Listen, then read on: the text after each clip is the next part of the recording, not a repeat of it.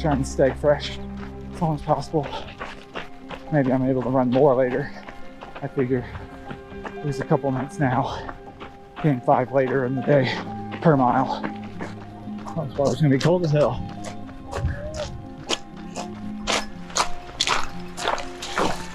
Woo-hoo-hoo. I'll wake you up.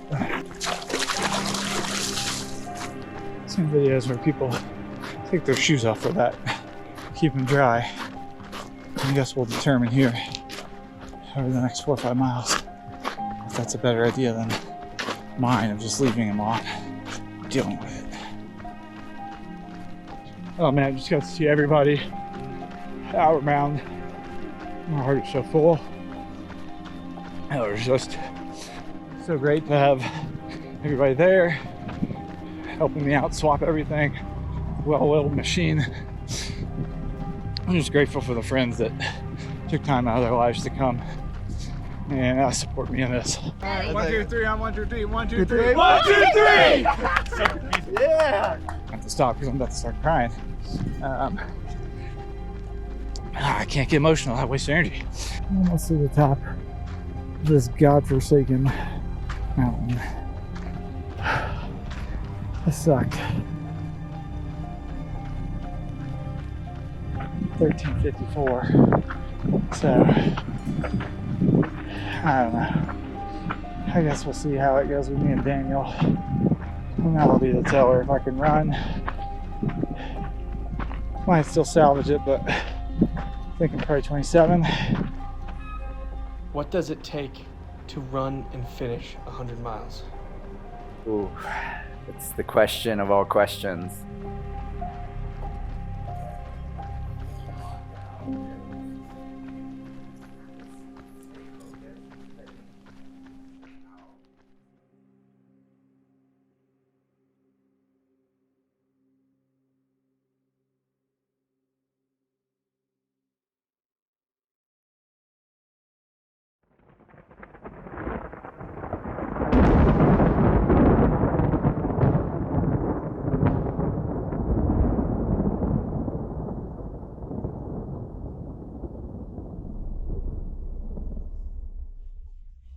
.30, meeting Daniel here, and we're going to do the incline, so it should be a good time. December 20th. Morning.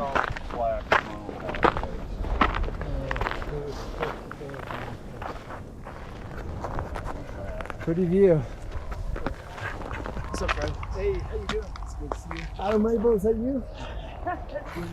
In the flesh.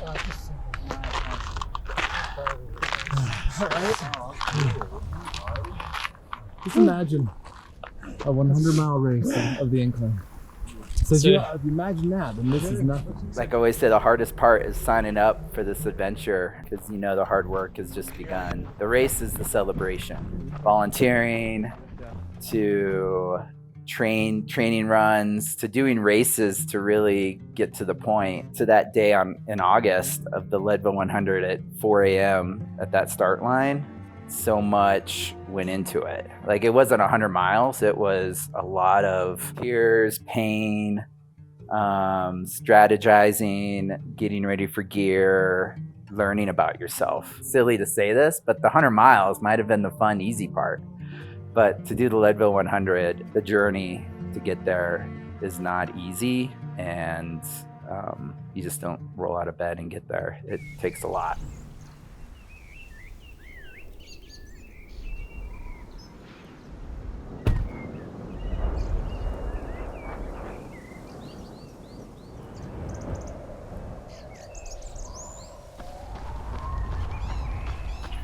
So we're here. It's January 11th. Found out a few days ago I got into the Leadville 100. Congratulations, Adam, you're in.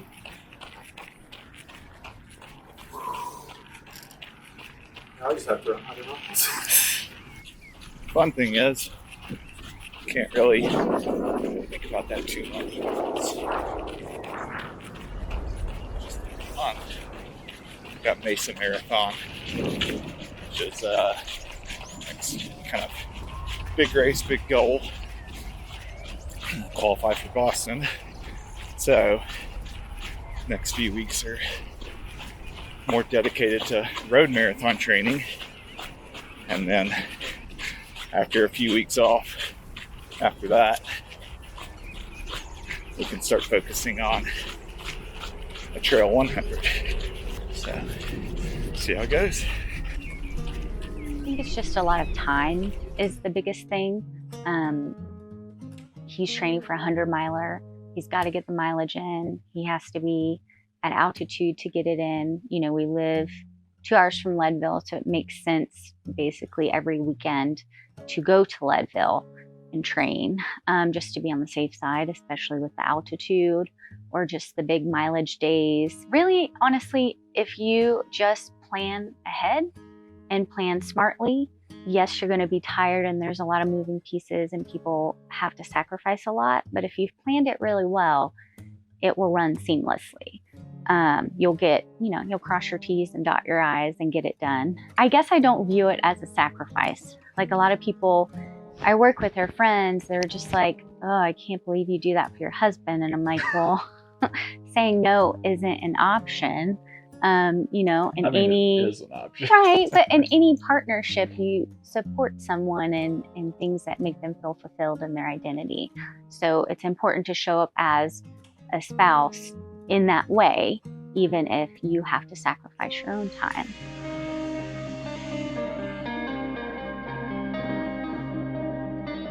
Yeah, we're about 10 days out from Mesa Marathon. So training's been going well. Last year I did Houston Marathon in mid-January and ran 3:03:36, I believe, for that, which was a Boston qualifying time. Didn't actually get into Boston because you actually had to be about 7 minutes under the cutoff, which was 3:05. So that was a bit of a bummer. So this year they've actually dropped the standard down to 3 hours instead of 3:05. But given the fact that I would have had to run 2:58 or so last year, I'm kind of planning on going about 2:55 for the Mesa Marathon. So I was going back and looking through my training logs today. Last year, the 3 months leading up to Houston, which was October, November, December, I did like 200 miles and then 220, 222. This year, the 3 months leading up to Mesa, which was November, December, January, I did 212, 267, 268. 267, 268 are actually the 2 highest mileage months I've ever done. So I've put about 100 more miles in training over the course of 3 months. I'll need to be about 640 pace for Mesa Marathon in order to hit that 255. So luckily it is a downhill marathon, which kind of presents its own challenges in a way. So I've been conditioning my legs for the beating they're going to take running downhill. So a lot of downhill workouts in addition to my marathon training. I was doing some pace calculations, some back of the napkin math, and I think I'm ready for it. I'm prepared. I've been putting in 65-mile weeks, getting ready for this. It's more than I did last year, getting ready for Houston. So I've built up the physical resistance to this. I got the mental resistance in some of these hard workouts I've been doing, and I'm motivated. I look at my notice of non-acceptance from the Boston Marathon every day. I have it sitting right next to my running shoes, and it's just a constant reminder of like, hey, you were good enough to actually get into Boston, but so many people qualified that you did not get to go. And so this is a little bit of redemption, a little bit of vengeance. We're going to come back and we're going to do this thing. Getting everything ready for Mesa Marathon on Saturday. So most important stuff is my race kit over here. So I got my hat, sunglasses, socks, my race shorts, my singlet, and then my race shoes, my Vaporflies here. All of that, very important, goes in the carry-on. That way, if your bag gets lost, you still have your stuff that you can race with. Also bringing a few other things just in case. Arm sleeves, it's not supposed to be that cold, but you never know. And a pair of tights just in case as well.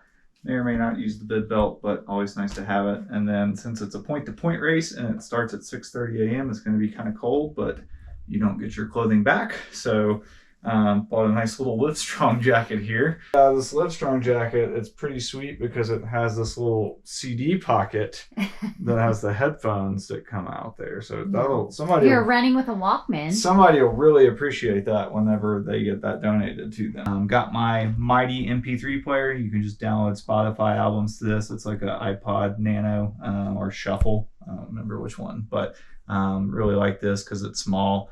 I can throw a playlist on shuffle and I don't have to worry about carrying a larger phone with me. I'm charging up the watch and the heart rate monitor now. So we'll take a few minutes and get all of this loaded into the carry-on and into the check bag, and we'll be hitting the road tomorrow. We're good to go. To start a race, you're a bundle of nerves anyways, and that's the case with a marathon as well as anything else. A marathon in particular is difficult because, races like a 5K, 10K, a half marathon, you don't run out of your carb stores. And so the marathon you do, and that's what they call the wall. So typically a lot of people around 20 miles, they hit the wall. Your body has depleted its entire store of carbohydrates, which it's using to burn during this activity, and you just feel like crap and you drop off. If I go out too hard, then I'm gonna blow up way earlier than I should. So just being mindful of that.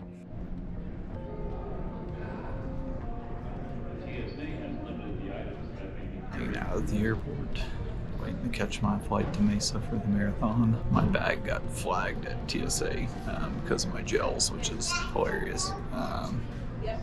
It's actually the first time that's happened, I think, but yeah, just got about another 15-20 minutes till we board the flight and flying to Phoenix, and well, that's the Airbnb. So.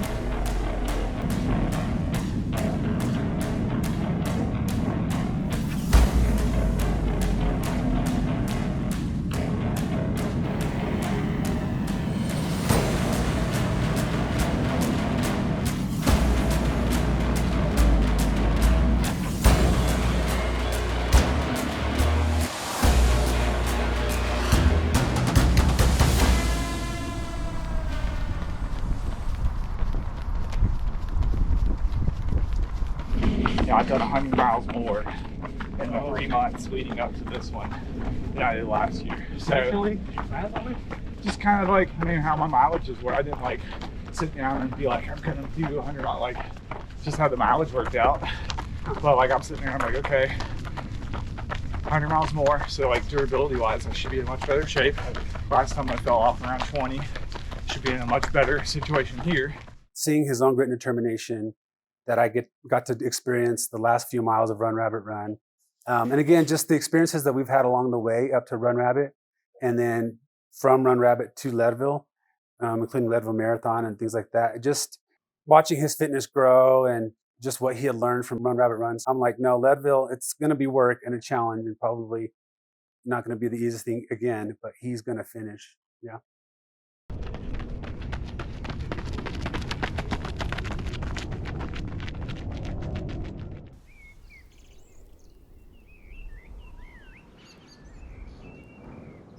Okay, bye.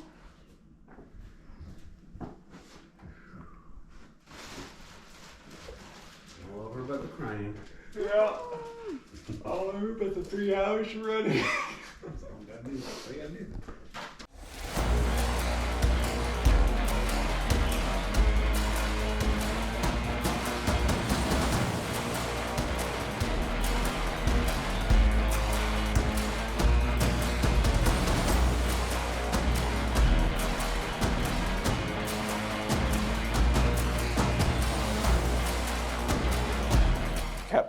kept pushing, and then finally I kind of glanced over to my right, and the course actually made a hard right-hand turn, and I could see like the finish line banner over the road, and I was like, oh man, it's right there. I'm really close. And I looked down, and I had like a minute left, and I was just like, oh, you gotta go. And so I just kind of put my head down and started churning. Made the turn, was pushing, would glance down at my watch, 2 hours, 59 minutes and 30 seconds. Push, look down, 2 hours, 59 minutes, 40 seconds.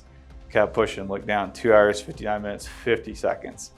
And so finally hit the line. It was 2 hours, 59 minutes and 55 seconds. So 5 seconds under 3 hours, which was what I've been trying to do for a decade, if not a little bit longer than that. It was a very emotional moment. I kind of just stopped and kind of dropped down to my knees, my hands on my knees.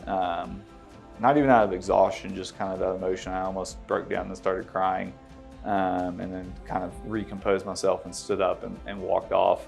A great experience. It was one of the hardest things I've ever done. You know, people always ask me, what's harder, a marathon or a 100-miler? They always assume a 100-miler is harder. And I don't necessarily know that I find that to be the case. It's definitely two different types of hard. For the marathon, it was just being flat out. I mean, as hard as I could possibly run for 3 hours straight, and just all of the aches and pains and things that come along with that, which is different from the 100-mile, where it's just kind of that dull ache and pain for a much longer period of time. But yeah, got the result that we wanted. I'm pretty pumped about the outcome. I don't think it'll be enough to get me into Boston, which is, frustrating. It might. I'm trying to be positive. Honestly, if it doesn't, since I broke 3, even if I don't get Boston this time around, I think that I'm okay with the outcome. I did something that I've been trying to do for a long time. So if Boston isn't in the cards, that's fine.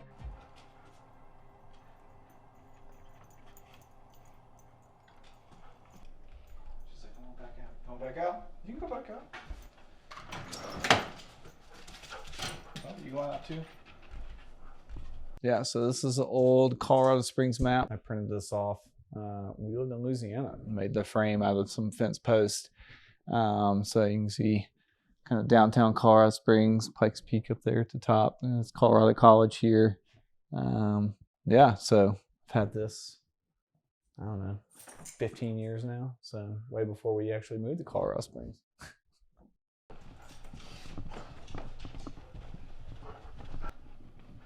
Trail shoes down here on the bottom shelf. Shane's running shoes occupy only one shelf. And then I have road shoes over here in various conditions. So these are mostly just kind of normal, I would say, running shoes. And these are kind of like my faster running shoes. Typically if stuff's in a box, it's more expensive. So these are carbon plated racers. These are some trail running shoes. These were the ones I wore Vaporflies for Mesa, where I went sub 3.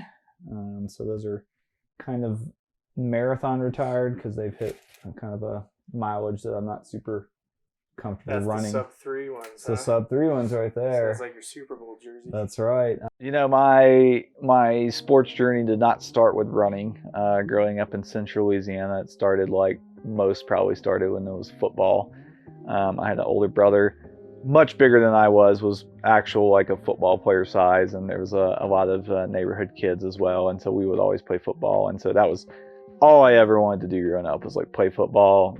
I mean, what kid doesn't have like dreams of like, oh, I'm gonna go play in like the NFL or whatever the case may be? And we played football and baseball and basketball, but like football was just always the one that stuck out for me. And so I tried out for the football team in 7th grade and didn't make it. I was like probably not even 100 pounds, so that was probably for the best. And so one of the coaches actually lived down my street, and I remember going and talking with him, and he was like, oh yeah, he's like, we can get you, faster and stronger and stuff before you go to high school. And so he was kind of giving me some things. He's like, yeah, he's like, you need to start running. And my street was, I don't know, 1/4 mile, 1/3 of a mile, something like that. And so he's like, yeah, start running up and down the street. So I started doing that like 3 times a week, and I would do like 3 laps, and then I would do 4 laps, and then I would do 5 laps. My 8th grade year, I was like, I'm gonna try out for the track team, And so I remember I went to tryouts, and I actually like ran the fastest time for the mile, which is really funny because I'm not a very good short distance runner. And then I got like 2nd or 3rd in the 2 mile, and so I made the track team. Got 3rd place at my first meet in the 2 mile, and then the next meet, the coach put me in the mile and 2 mile, which I remember being really funny because I was like, Coach, I don't know if I can run 3 miles. Kind of fell in love with it, did that for the rest of high school. Thought about doing it in college and decided not to, but numerous times in college would kind of step back to it whenever I just needed, I don't know, space away from stuff or just something to clear my mind, it was kind of always something that I would turn to. I trained really well. I ran under 40 for 10K for the first time. I ran under 130 for a half and actually won the race, which was really cool.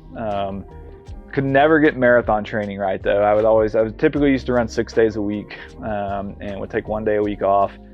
And it would be funny because it'd be like raining on a Tuesday and I'd be like, oh, I'll just take Tuesday off. And then I would also take Friday off. And then, next thing you know, you would turn around and you'd take 2 weeks off. And so then you're trying to get back into it. Basically had several years where I would run once or twice a month and then I just didn't have time to do it anymore. And so when we moved from Louisiana, I coached high school, I coached college, got my master's. And so as soon as I got my master's, we moved to North Carolina and I was like, all right, I'm going to take a step back from coaching.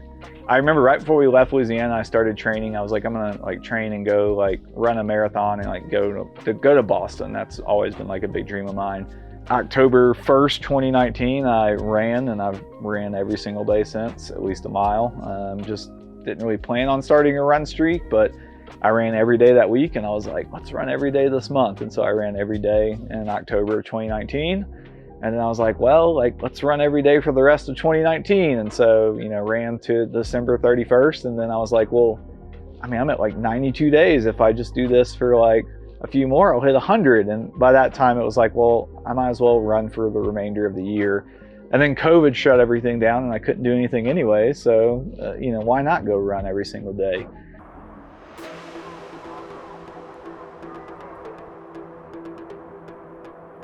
Number 2,000. 2,000 days in a row. Mr. 2000. That's what they call him. Y2K, that's what they call me. Alrighty, Mr. 2000. 2,000 runs.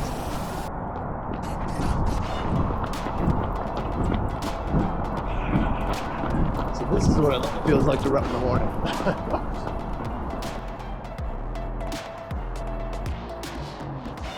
Half mile into the 2,000. That's kind of hard to say. And my lips are cold. Doesn't count yet.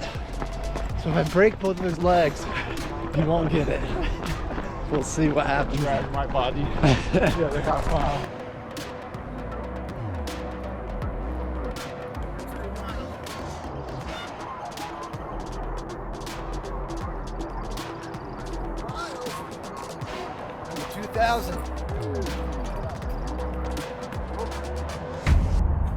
What's the next, the big one? The next 2,500. So probably 500 days from now. Yeah, over a year and a half. That's the next one. I'll hit 6 years before that. So that's a big one. That's a big 6 years will be big. And generally the year marks, and then kind of the 500s.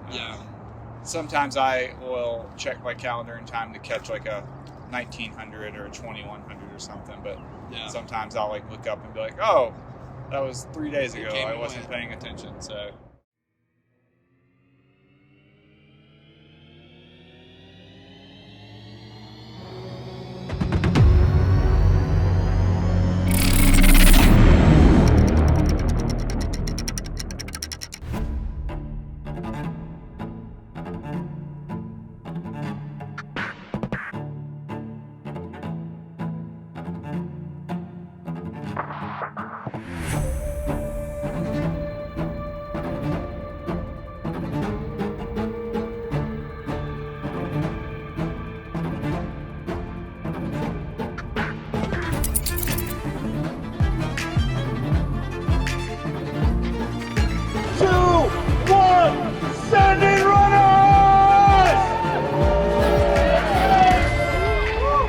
Have fun out there, y'all.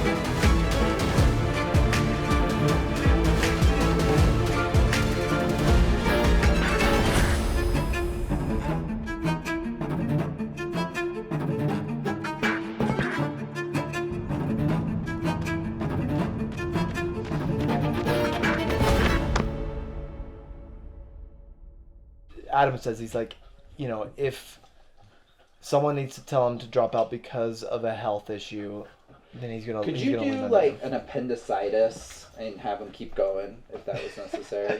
No. Take out the appendix. Yeah. Just take out his appendix and he could keep going. Thank you everybody for showing up. Thank you so much.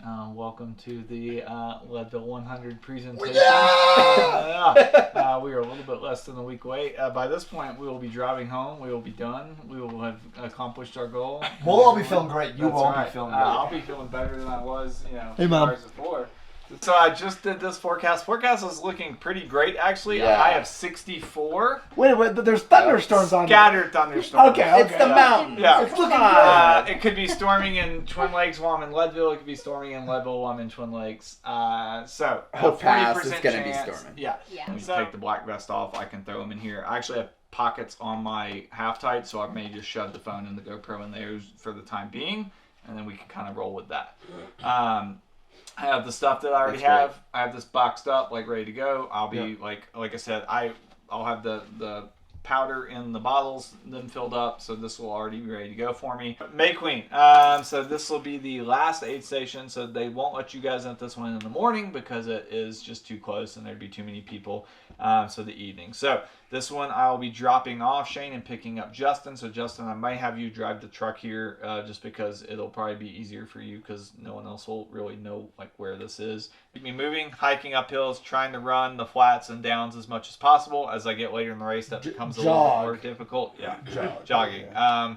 If I'm like, oh, I can't run, like, hey man, we're gonna run for a minute and we're gonna walk for 4, and then just lie to me. Have me run for like a minute 15, okay? Have me walk for 3. I won't know. I will be completely out of it at that point. So What was it like on Run Rabbit? Did you not talk much? Did he not talk much? He didn't eat anything the entire time. Wow. So he JB was gonna be here, and I was gonna make him and Justin give a little bit of a... That's a big thing for me when no one's eating. I get really upset. Yeah. He was positive, like he was quiet. Yeah. But I was like validation boy, but then he wasn't eating. I'm like, he is so very screwed if he doesn't eat. Yeah. Shane had given me a bag to give to him, and it was chock full of some good stuff that he needed to eat for the duration that I had him. He didn't touch any of it. And so I held on to it for a few months because I thought about tossing it, and I was like, no, at some point I'm giving him this back to him and trying to rub it in his face that he didn't eat this.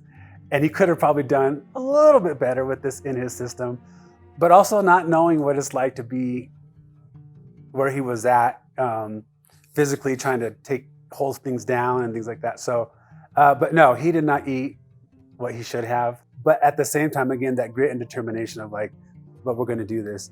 And I don't know if you ever remember, but I kept, along the way, we just kept repeating, damn the time, we're getting you to the finish line. Just that drive. And for me, it was more inspirational because every mile that we ticked off was just one more mile closer. And in the back of my head, I'm like, we're doing it. He's doing it. We're doing it. He's doing it. We're doing it. He's doing it. And it really was that last downhill section. That was a grind. You think downhill running, but at that point in the race, it's not the easiest endeavor to do, to try to maintain some sort of pace, some sort of control. You can't just let gravity take you, but you also don't want to be too slow. And so that whole, I think to me, that was more of an effort than anything. But we're reaching the end, and I'm just feeling more and more pumped and inspired and just thinking, one more mile closer, one more mile closer, one more mile closer to the finish. And that last stretch, and just letting you go, because I was like, he's got to cross this finish line by himself. He's put all this work in. He's gotten this far. It was just, again, it definitely privileged to be a part of that.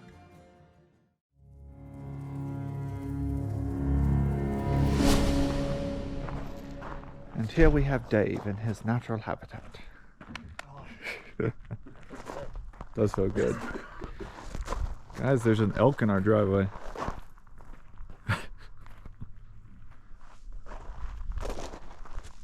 should have thought about the public nature of this documentary before I slapped my ass with my first video interaction.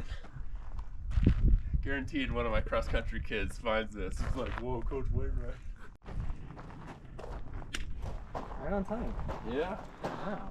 All right, Alan, you got to do 4 laps around the elk before. Around the elk. Yep, before we join. One crazy thing about running out here is I've run 2.5 miles and I went like right over there. Like, that's it. Yeah. If I didn't have a race tomorrow, we should totally just do a beer mile out here, but that sounds like a poor idea. Yeah.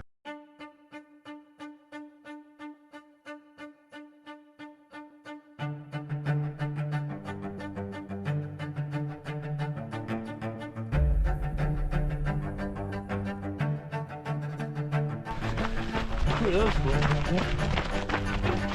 About to have a standoff.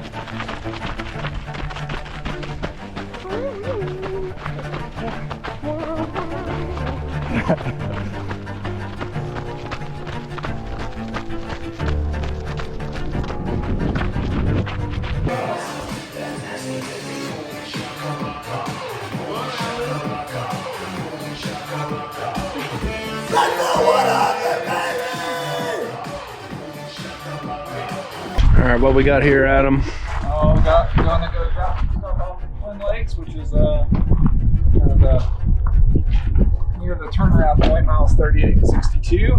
We have to set up today at Twin Lakes, and then everyone shuttles on the Twin Lakes because we can't actually drive there. So,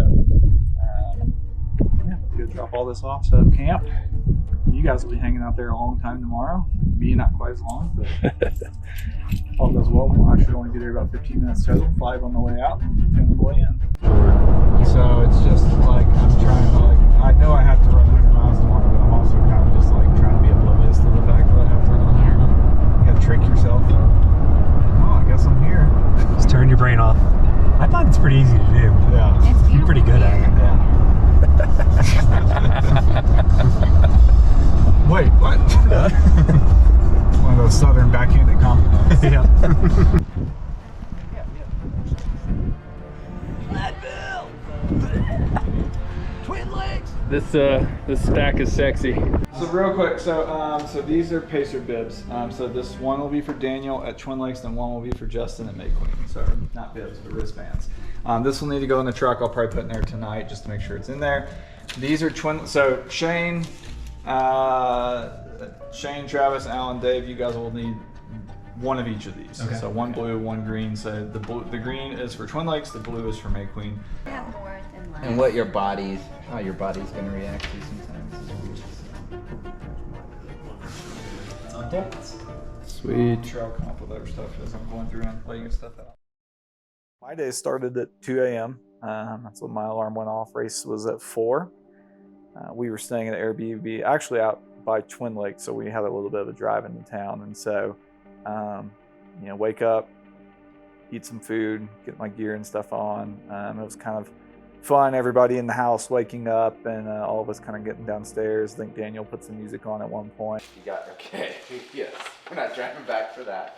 No. Let me see. Oh God! This is like the buddy check when you go rock climb. Okay. Yeah. We got Check my GoPro. Yeah.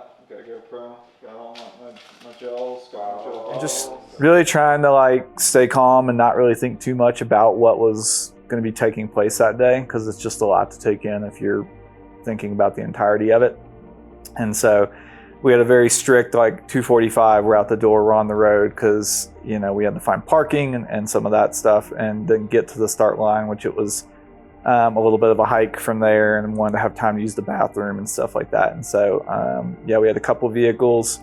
We actually went and parked by James' Airbnb. It was a couple of streets over, and it wasn't in the parking area where everyone else was parking. And so luckily we got a spot pretty easy there.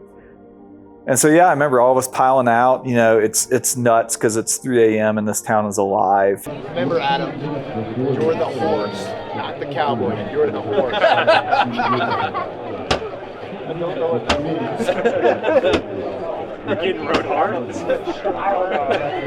Sweet You look sexy. I know. I want you to come chop down my tree. Yeah.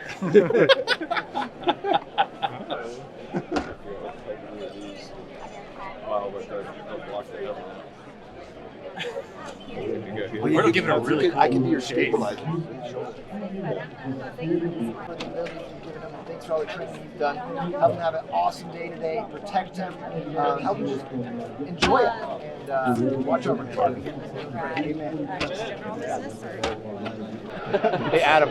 I found this sandbag. If you run with it for several miles, then when you take it off, you'll feel great. Amazing. Yeah. Right before Hope Pass. Do you wear? Hi, I'm Adam Reba, and I'm about to run the Leadville 100. So do our cheer. Oh yeah, ready? Are we doing 1, 2, 3? What are we doing? 1, 2, 3, 1, 2, 1, 2, 3. Yeah, 1, 2, 3. 1, 2, 3 on 1, 2, 3. 1, 2, 3. 1, 2, 3 on 3. All right, you ready? Ready? All right. 1, 2, 3 on 3. 1, 2, 3. 1, 2, 3. You got this, man. Hey, Adam. Just walking around. Come. Good luck, Dan. Thanks. See you guys. Love you. Love you. Say it back. Say it back. Say it back. We kind of moved up, and it was about 10 minutes to go, and so you're standing there, and I know Justin said the hardest part is signing up. I think the hardest part might be standing on the starting line waiting to start. It's difficult to get to the start line just to put in that many miles and to do it and be healthy and get there in one piece. But then you're standing on the starting line, and it's just the anticipation is building. It's a zoo, it's music's blaring, there's just drones flying overhead, and so you're just kind of sitting there waiting. And they did the national anthem, and then Kim Kluber shot off his shotgun, which I'm sure the residents of Leadville love, probably at 4 a.m. And then we were off. I think it took 10 or 15 seconds for me to actually get across the line. I think 700 and change, I think like 750 or so started that race. And we were probably, first third, towards the back of the first third. So we had a few people in front of us. And so starts off, you go downhill and then immediately kind of hit like a little uphill asphalt. You're on asphalt for the first, mile or so. And so our plan originally, Drew and I, was like, we're gonna go out pretty quick, run about 8:30 for the first few miles, just to get out in front of everybody.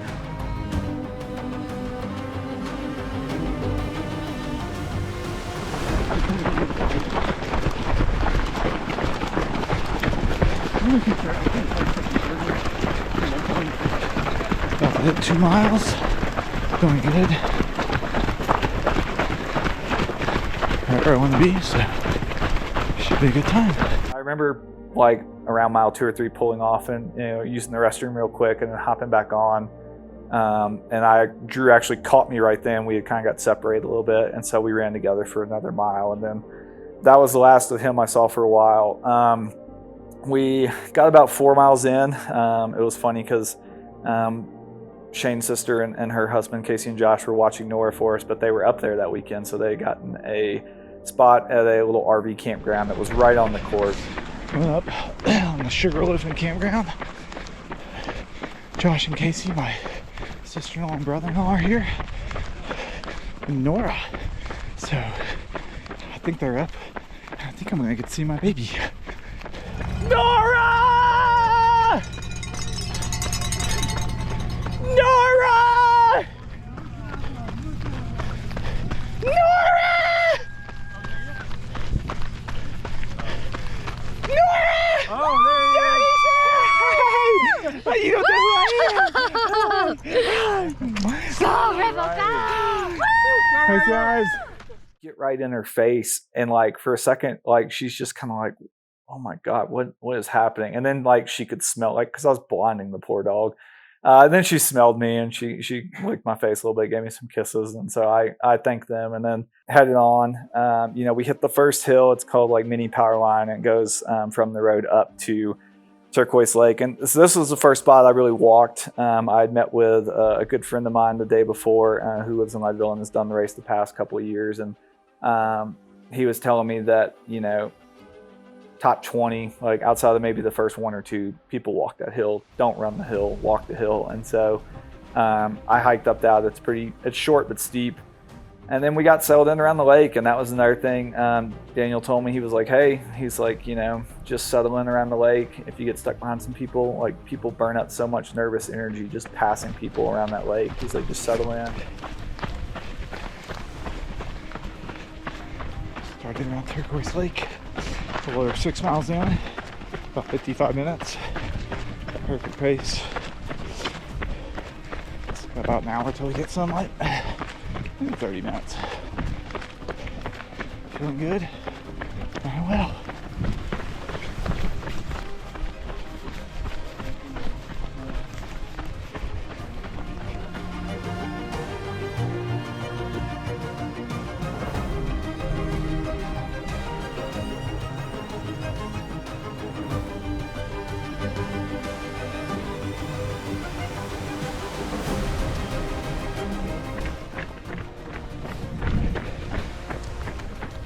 Almost to May Queen.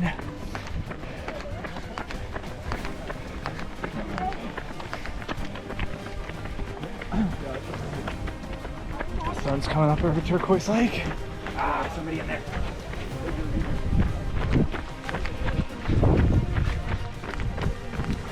Think that's David Roach's headlamp up there?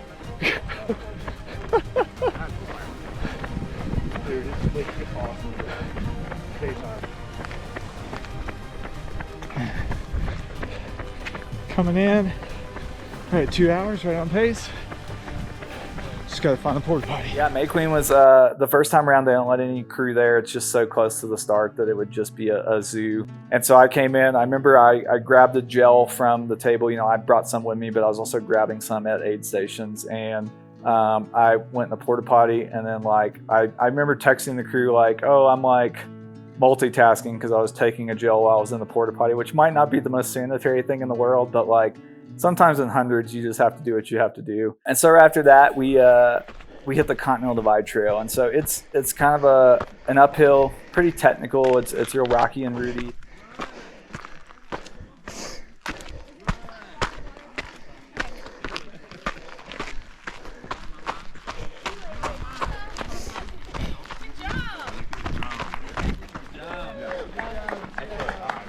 All right. Appreciate it. Off the Continental Divide Trail on Hagerman Pass Road. 4-mile climb, and then nice little downhill into the aid station. Yeah, look at the sun on that mountain. You gotta stop and appreciate the beauty while you can before you're just over everything.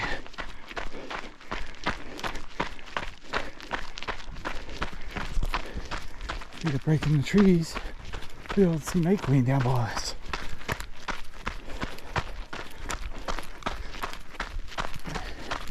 And so I chatted with some people there a few times. I was listening to music at that point. After the first couple of miles of the race, when people started spreading out, I put on some music and was listening to that, but I would turn it off. And there was a lady, she may have been British or Australian or something, and I was chatting with a little bit here or there. And so that went by pretty quick. I'd run all of this before, so I knew what I was kind of getting into.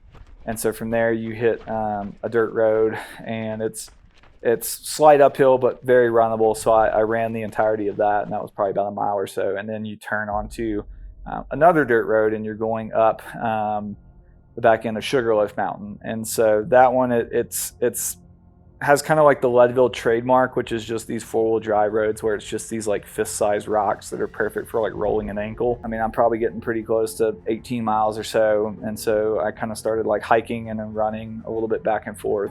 And so I remember topping out on that, and you're at the top of a big climb called Powerline. And so I was getting ready to go down Powerline, and had done that going down, had done that coming back up. So again, kind of had a pretty good understanding. That was one of the really great things I'd done this year, was I'd run all of the course in one direction or the other, whereas before when I went to Run Rabbit, I had zero idea what I was getting into. And like, there's pros and cons to both, because like Run Rabbit, you're just like, ignorance is bliss, right? You're just like, you have no idea that you have like a 6-mile climb coming up. You don't know how bad it is, so you're just kind of like living in the moment, so you can't overthink it. But at the same time, like, you can't really prepare for that either. You're just like, God, when is this climb gonna end? And at Leadville, like, I knew when everything was gonna end.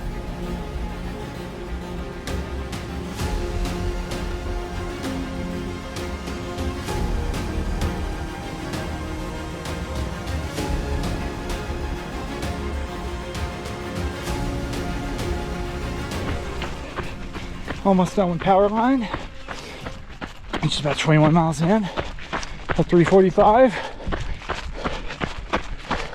Should be at 8, about 4:10. Just about 5-10 minutes slower was originally kind of hoping, but staying pretty reserved, running with it myself. I think it's gonna pay off in the end.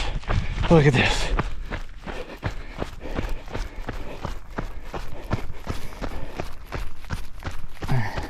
About to hit the steep part. Oh yeah.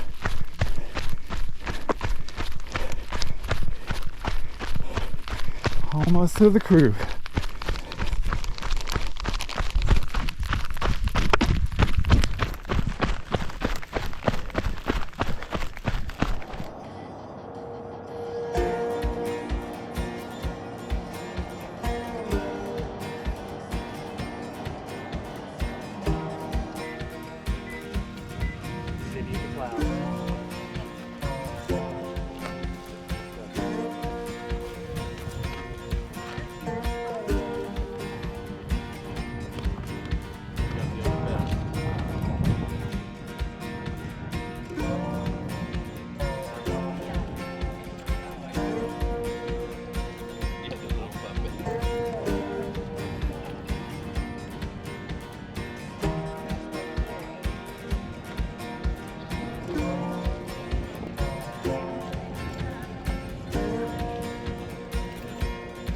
I've known Adam since we were wee lads, about middle school, grew up together, high school together, ran cross country together, and then lived in Shreveport together in the same house on Nicky Lynn. And then from there, we were both in North Carolina together, right down the road from each other, and have stayed lifelong, pretty much best friends. So known him forever, one of my best buds, so it's excited to do this for him. I met Adam in, I think, 2017. I met Alan and Adam in North Carolina, where we all kind of lived really close and ran together a lot, and yeah, I've just kept up good friendship since. Really grateful for that. I'd really tried not to overthink it. I knew it'd be a really fun experience. I felt like if I really overthought how challenging it would be and how much work it would be, that I may second guess it. So I knew, like, this is something I'm not gonna ever regret. It'll be a lifelong memory for us. We try to do something together every year. And when you mentioned, I'm like, I definitely think I can make this work. Sign up first and then figure out the details later. So I tried to not have too many expectations coming in, kind of on purpose to not talk myself out of it.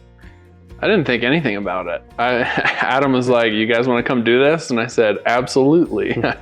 I wouldn't miss an opportunity to get together with these guys and to support Adam doing the thing that he loves and the thing that we love, like, that we all love together. And it was just, how could you say no to getting this, like, insider experience, intimate experience with this famous and,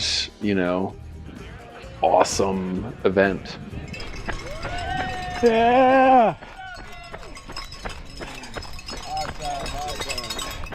You can see the station right there. Probably half a mile away.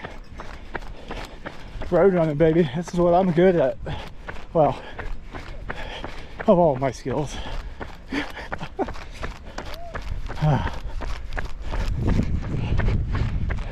Watch batteries at 87%, which is perfect. Feeling good. No complaints. Still early, but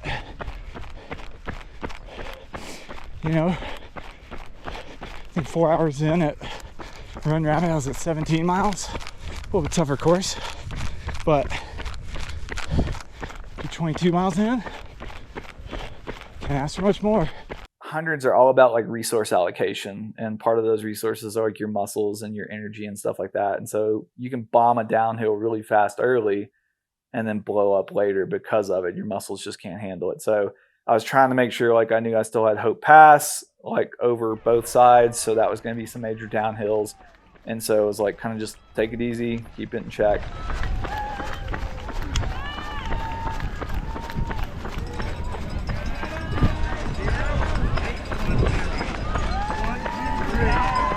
Yeah!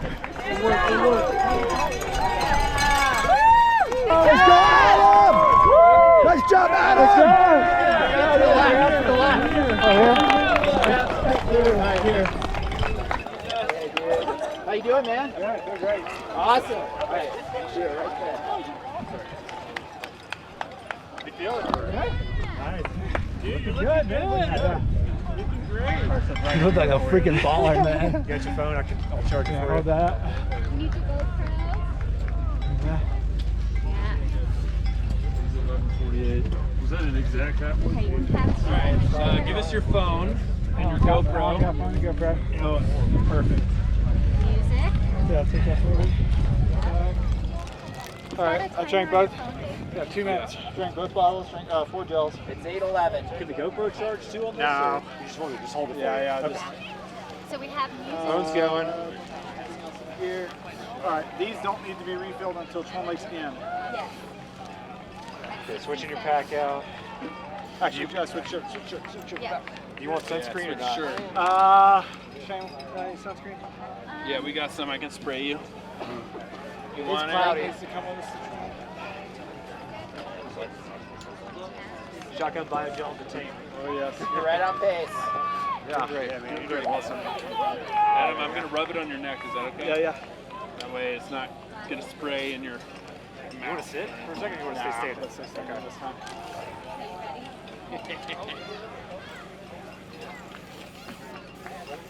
Yeah. Remember, keep fueling. Always keep fueling, Adam. You're doing good so far. You want one of these?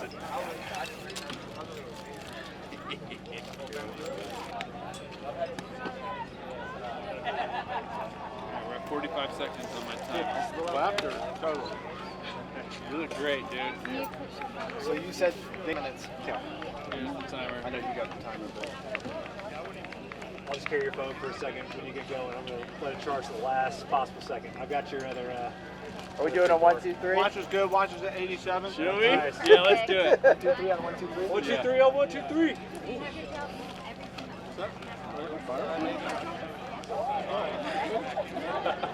I think I got some on there. You have a gel there. All right, now you got white pack. Yeah, white man. White 1, 2, 3, monster. white man. Yeah. That was his nickname in high school. All right, y'all. Hands in, Alan. All right. Glasses, new He's sunglasses. got 'em. Perfect. I don't know if I want to touch it. All right. That's all that all right, 1, 2, 3 on 1, 2, 3. 1, 2, 3. 1, 2, 3. So confusing. Yeah. So I wonder. All right. No, as long as you get this out, good, baby.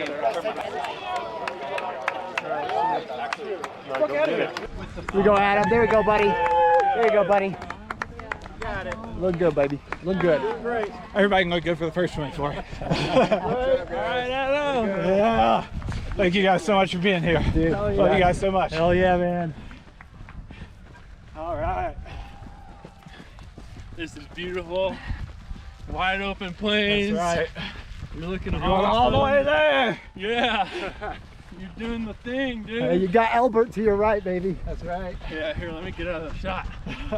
I'll run with these goons over here. Another couple pictures for you. Yeah. Too pretty of a background. Y'all go much further and y'all gonna just might as well come all the way. Yeah. Looking good, baby. Looking good. Like I He said just got before, the warm-up. I haven't The really warm-up's had huge crews before. The first 100 I tried, it was just Shane and I, and so it was her driving. It was a 50-mile out and back on an old railroad trail, and so it was her driving out and meeting me, and then helping me getting everything, and then she'd go back to the hotel for a few hours and drive out to the next one. And then last year at Run Rabbit, Justin kind of showed up almost unexpectedly. He kind of joked that he might come out. He had just done 100 the week before, and then he showed up and paced me for 20 miles, and JB paced me the last 30. But you know, I didn't really get to see them at a bunch of aid stations because they were having to rest and kind of just be there for when I needed them. And so it was so cool when I made the right turn into Outward Bound. I immediately had like Alan and Dave grabbing me and running with me, and they're like, over here, you know, off to the side. And so Jared was just energized. That was like a theme throughout the day, was I would just be coming into these aid stations, and that one not so much because it was 4 hours in, but as you got later and later, you're just getting drained. You know, you've been out there for, in some of these cases, 18, 20, 24 hours, and you just come in and people are screaming and people are yelling, and then you just see friends who gave up their weekend to come in or flew in from across the country because they've heard you talking about this for years. And it was just like, oh man, like you'd get pumped up. Like I was telling Shane, like I would have like, be like thinking coming into an aid station, like, okay, I'm going to need this and this and this. I got to make sure I tell them this. And then I would come in and just be psyched up, and then I'd be like running out and I'd be like, oh crap, I forgot like these things that I needed to tell them. And none of it was like life-changing anyway. Obviously I did okay. So that was just a great experience. So we left there, you run across this field, and then for the second time you hit the road. And so it's another mile or two on the road. And I started kind of walking for a minute or two and then running for 8 or 9 minutes there. Oh man, just got to see everybody out around. My heart is so full. It was just so great to have everybody there helping me out, swap everything. Well-oiled machine. I'm just grateful for the friends that took time out of their lives to come and support me in this. So I'm gonna have to stop because I'm about to start crying. I can't get emotional, I waste energy. About coming across the field now. We're going all the way. You can see the little dip in the mountain way back there. It's Hope Pass. Got a ways to go. We're about 24 miles, 420.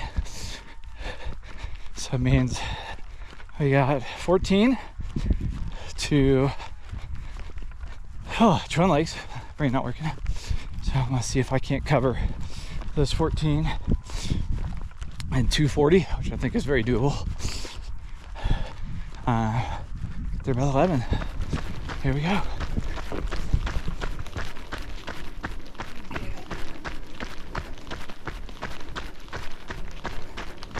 Currently on pipeline. Just at mile 28, which means 10 miles to Twin Lakes. 5 hours and 3 minutes in. I'd really like to get there under 7. So just need to average 12-minute miles. Been doing the past couple miles, walking 2, running 8. Just save the legs a little bit. I'm trying to stay fresh as long as possible. Maybe I'm able to run more later. I figure lose a couple minutes now, gain 5 later in the day per mile. But still doing sub 11 pace currently, doing that, so feel good. Should be hitting half pipe here in a couple miles, and we'll start to climb up Mini Mount Elbert, and then we'll have a 4-mile descent into Twin Lakes. We'll finally get to sit down for a couple minutes. Be excited to see the crew again. Yeah, everybody's running. All right, Kathleen, come on. Hi. Hello, friends. It's the first day Yeah, of all school. mustard.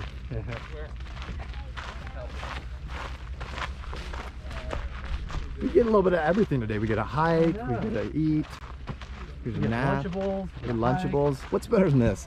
Friends growing up in Pittsburgh. Heck yeah. It's time. Yeah, it's always funny because I have a York alumni sibling.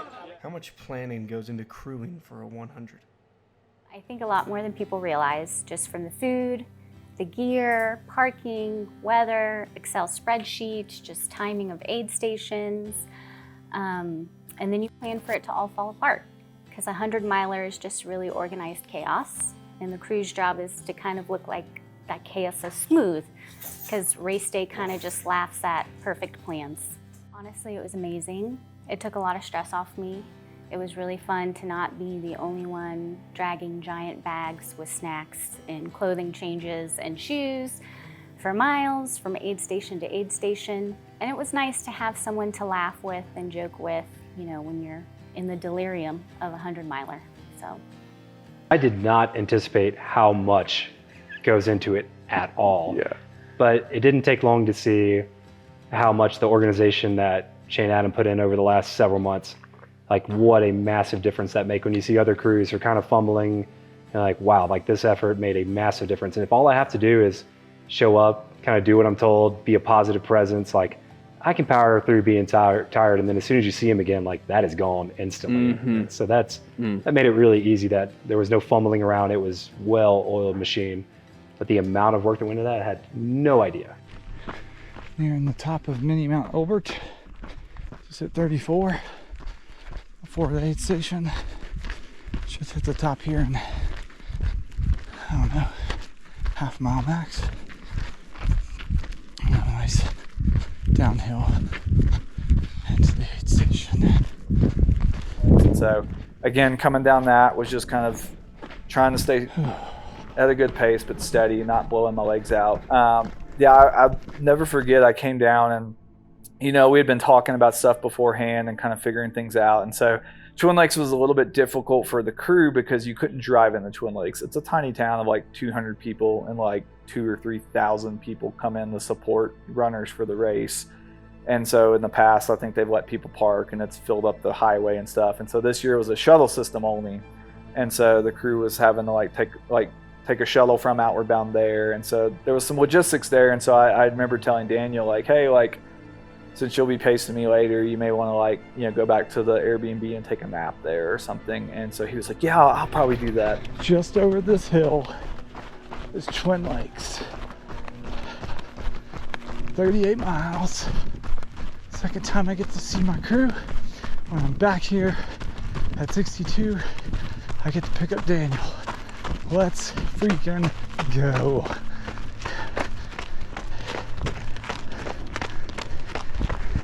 Ow, ow!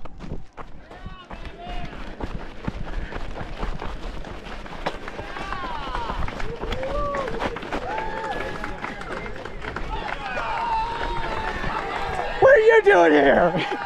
Go! Let's go, baby! Come on! You're looking great, man! You're looking f***ing awesome! Let's go! It's like, what are you doing here? Like, you're supposed to be taking a nap. Twin Lakes is, you know, Outward Bound was a lot of energy from a long way away, but everyone was really spread out. Twin Lakes was like, it was bottled up. It was just, you had a path and it was just like people packed 10 deep down each side. There was tents and stuff. And so it was crazy. And so we went in and then we had to kind of turn off the main path and our tent was there. And so that we had a tent set up. We were sharing it with a couple of other runners. A good friend of mine, James, was doing his first 100. And so his crew was there. And then Justin had a friend who needed a tent as well. So we were sharing our spot with her. 5 or 10? 5? We'll take that from you. You know where that? I got 11, 14. Yeah, keep it to 11, 19. All right, 5 minute timer. 11, 13. Good to go, bro. Yeah, you're crushing it. Good? You have fun? Yeah. You look good coming down that hill. Yeah, bro. You look strong. You got some clouds. Pampered over here, man. Yep. That's what it feels like to be a king, Adam. We need the crowd. Breathe, let it breathe. Good, man. Cool. Yeah, man. Good work. How's James doing? James is doing okay? Yeah. He's facing himself. Yeah. Welcome to the party, right? I told people we were waiting for the guy with the big beard, and a couple people were like, is that him? And I'm like, yeah, that's it. Yeah, good job. New shirt. That'll feel good. Feeling good? Yeah. Okay. You want to change socks? Is what it is. No, I'm not here. Okay. Okay, we got his shirt. Get that Uncrustable down, boy. My thought process working backwards. So if me and you lead at 1, so I'm basing off 24 hours, which gives us an hour to bank. So if me and you lead May Queen at 1, that gives us 3 hours, which I think is doable. That's about 15-minute miles. Yep. Me and Shane, 3 hours. So that would be 10. We need to lead Outward Bound. I don't think it's going to take us 3 hours to cover that. It's 10 miles. That's going to give banking.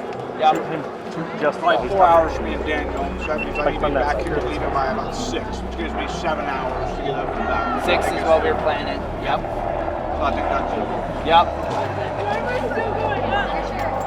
I was like walking for 2, run for 8. 60 seconds. And I was still doing like 11-minute miles. Nice, damn. Just stay smooth. Just stay with yourself, stay smooth. What you've been doing in training, like That's yeah, super good to that's hear. all You you able need. to do 8 on 2 off and still going that fast. That's a really good sign. Yeah. You're ahead of so many people. Like, You I was wondering if you noticed that. You want this music? Don't worry, it's still PG.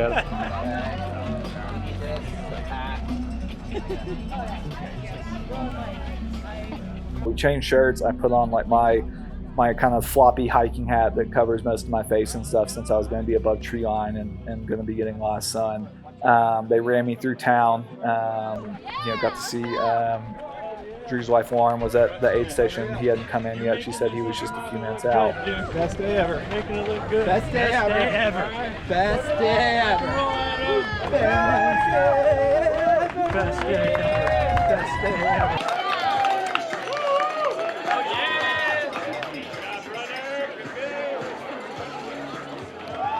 You got it, baby. Love you. Love you too, man. Yeah.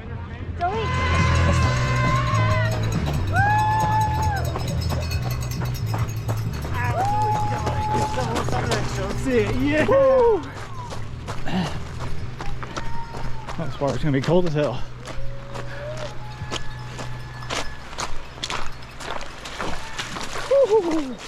I'll wake you up.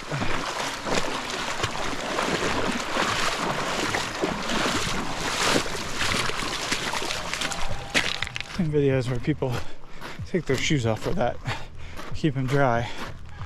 I guess we'll determine here over the next 4 or 5 miles if that's a better idea than mine of just leaving them on, dealing with it. We crossed there and then began kind of the crux of the race, which was Hope Pass. And so Leadville, the entire thing takes place, Twin Lakes is the lowest spot and it's at 9,000 feet. And then Hope Pass goes up to 12,000 and change, I think 12,500, 12,800, something like that. So the entire race, you're average between 10 and 11,000 feet of elevation. And so that's difficult. Even if you're getting up there to train like I was, and I live in Colorado Springs at 6,000 feet of elevation, it's tough. And so I'd done Hope Pass a couple of times, and one time we did it and we were averaging like 20-minute miles going up the north side of it. And so that was kind of what I was hoping to do. At the time I was still shooting for a sub 25-hour finish, and I was on pace for that. And I knew this section would kind of make or break me. And so I started up and immediately just really hit a low point. Just started climbing. I hadn't done Hope Pass with 40 miles on my legs before, as I was doing today. So that made it a lot more interesting.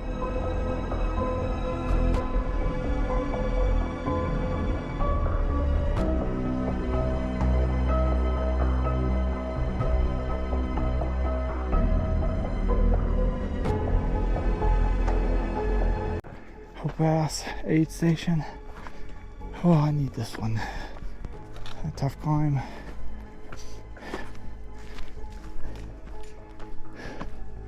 Very tough climb. I have to sit for a few minutes. Skill reset. Oh, the burrow. A little bit of climbing left. And then I get a good downhill. When I was going up, and so sure enough, I'm in a very low point, just kind of like upset, and it's 100. You go through highs and lows, and it's just kind of mitigating that. And so I see him coming down the trail, and so I just yell out, I was like, "David, you're awesome! Like, keep it up!" And that's something, if you've ever seen one of his YouTube videos, he just is telling everybody that he'll be passing somebody walking their dog on the sidewalk and be like, "You're awesome."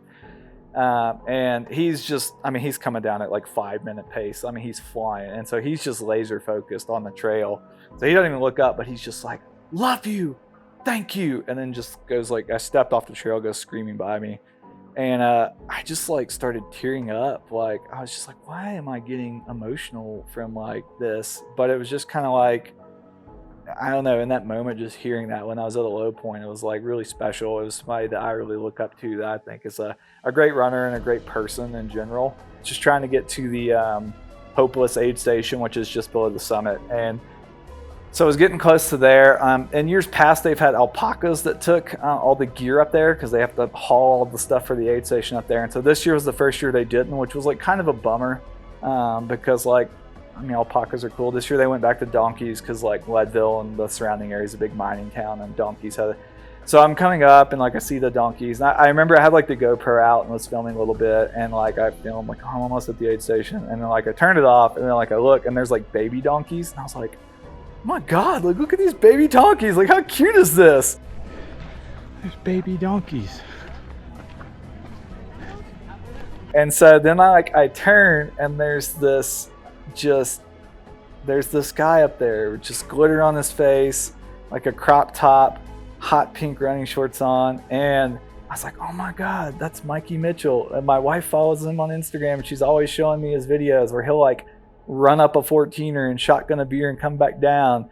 And I'm just like, oh my, and he's just, yeah, like having the time of his life. And I was just like, my wife loves you. And so, Shane, look who it is. Rave twig. And so I got on camera with him and like stopped and took a picture. And so I think Leadville, he had finished 100 last year or the year before. So I think they had hired him to do social media, and the guy's just running around the course doing social media for him for the day, which is just hilarious to me.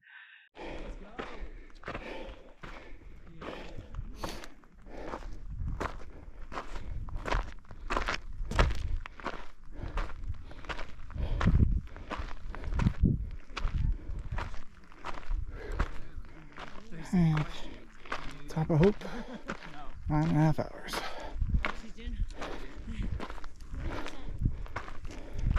Nice job. Hell yeah. Thanks. Whew. Enjoy the top. Got to that aid station, was feeling a little low, and so that was another thing. My buddy Daniel Crespo had told me the day before. He's finished it a couple of times, both in under 24 hours. My original plan was not to take any caffeine till 50. And he was like, if you start feeling rough before that, take caffeine, get on it early. And so I got some Coke there, which isn't like a ton of caffeine, but I was like, this will get me a little bit.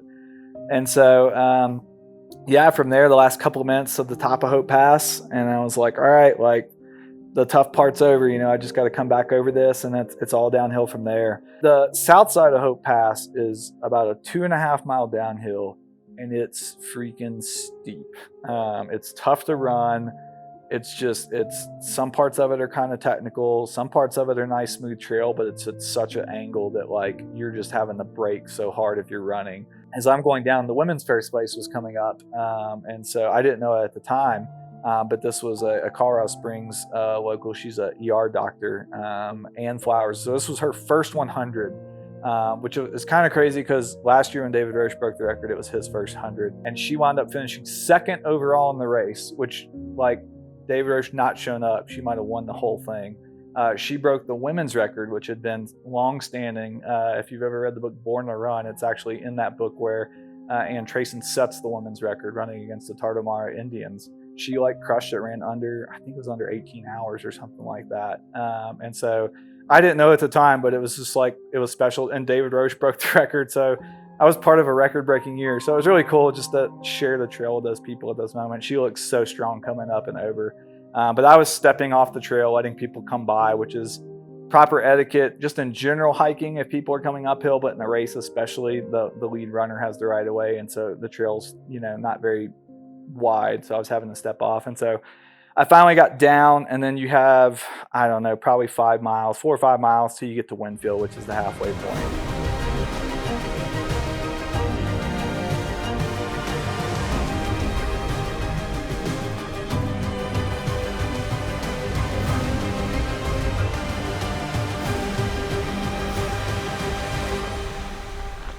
In the Winfield, I really had a good stretch here on my road, dirt road. I should be running this, but my quads really hurt. Yeah, definitely a low pitch.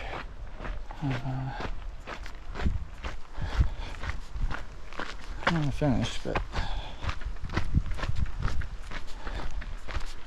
25 hours going out the window. We're at 11:18.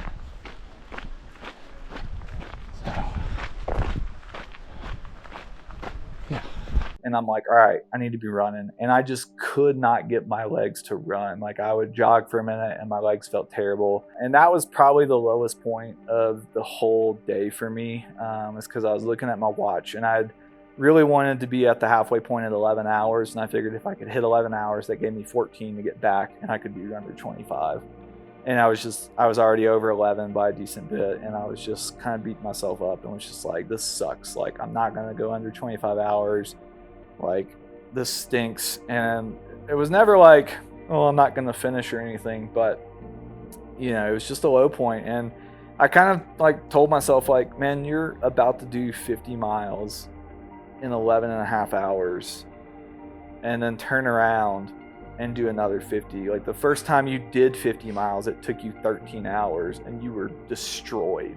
And that was in North Carolina, not at 10,000 feet. Just got to do this whole thing over again. Just another 50 miles to go.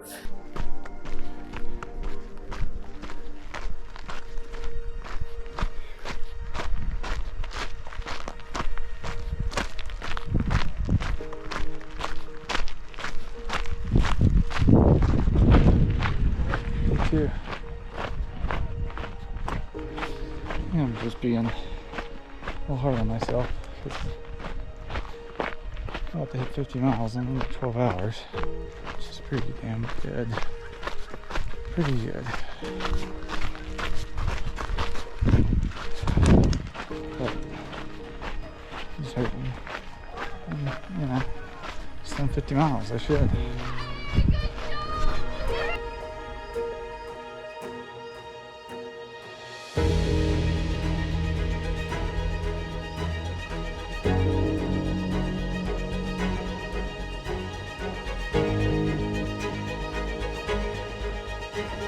Final switchback of Hope Pass inbound. I'm almost to the top of this godforsaken mountain. It sucked. But 6 miles. We'll see the crew. Kind of thought if I could get up here in 13:30, I might still have a chance. 25. We're at 13:54. So I don't know. I guess we'll see how it goes with me and Daniel. And that'll be the teller if I can run. Might still salvage it, but I'm thinking probably 27, which is like a 3-hour PR. Leave it to me to be angry about that, but first, I gotta stop at this aid station, get some Coke, get some water, refill these bottles. Feel sorry for myself for a second. And then get back into town. Coming up.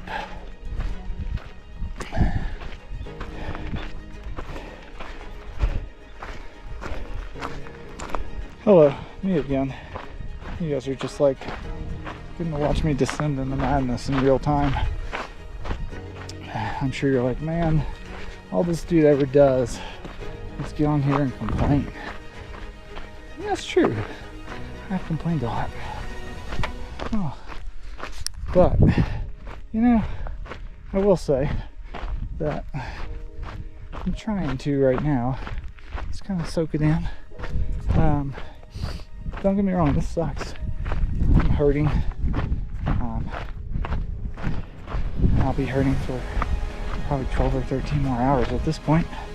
But sometimes you get these great little moments of just realizing you're in the mountains and you're traversing 100 miles on foot. Something that, I mean, the vast majority of the population will never do, and for good reason. It's stupid. But like, look where I am. Look where this has taken me. And so, I don't know, just trying to take a moment amidst the self-pity I'm not complaining. I'm just appreciating. Wow. I get to be in this. Not only do I get to be in this, I volunteered to be in this, to do this. And not just volunteer, I paid $450 for the honor, shall we say, of doing this. So, you know, might as well enjoy a little, right? Got back down to the hopeless aid station. And so there I sat down, and I just remember I'd like pulled out my bottles and was trying to get them filled up, and was like, can I just get water? And it was like a kid kind of running stuff back and forth. And so there was a bunch of people there. So it was kind of at the mercy of like whenever a volunteer was able, because I was just so tired I couldn't really get up. And so I drank some water and drank some Coke, and was just really probably spent a little bit too much time there. And so finally I was like, all right, I got to get up and go. And about that time Drew came in, and he's like, are you about to go? And I was like, yeah. He's like, just give me a minute and I'll go with you. And I was like, okay.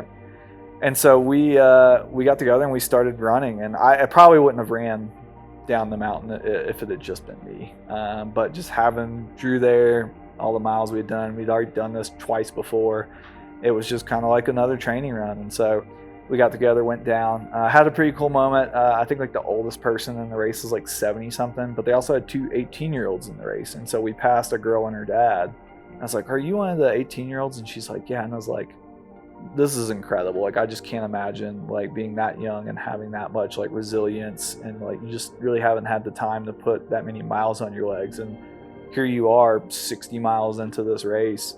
So it was pretty cool just to see that. It was just kind of like a reminder of like, hey, like I can do hard things too. Like this person's out here, they're doing hard things.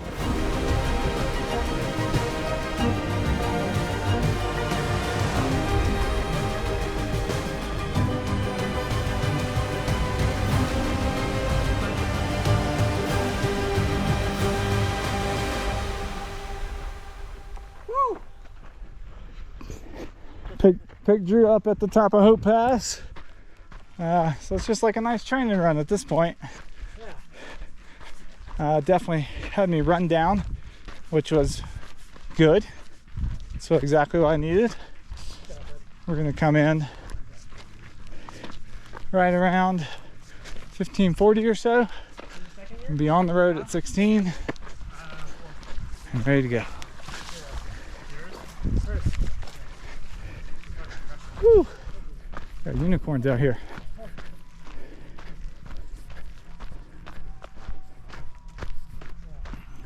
Oh, you can already hear the aid station. Half mile out.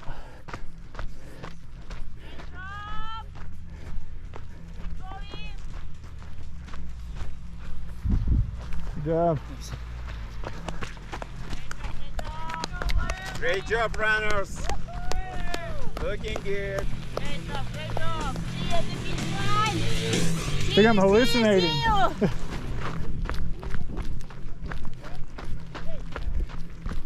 What? Is that right? No. Wait, Cubs There's in a leader. 30 mils in one 32-ish? ounce. It's about 32? That's like it's about 32. I'm going to go 32. 32? 32, final answer. This looks like 2 gonna be, cups like, of big. water. A liter is It looks like 2 cups. Wait, we have Nalgene's. The Nalgene's have all the measurements on the side of them. Yeah, but the water's already in there. No, don't add more yet. Look, it has a liter thing. So a cup is 8 ounces. 8 ounces is a cup, right? So what are we asking? What's the question? Who are you guys? What's your name? What's your middle name? Okay, What street did you 2 grow up on? cups in liters. This looks Thank like God I 2 have cups service. of water. It's 0.473.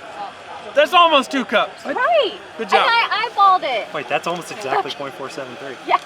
That's pretty good. That's only 0.462 Delirium. though. Yeah. Okay. I wish I They're not even gonna come out as potatoes. Is this It's gonna our come out as sport? grits. Yes. Okay. All of that's actually ours too.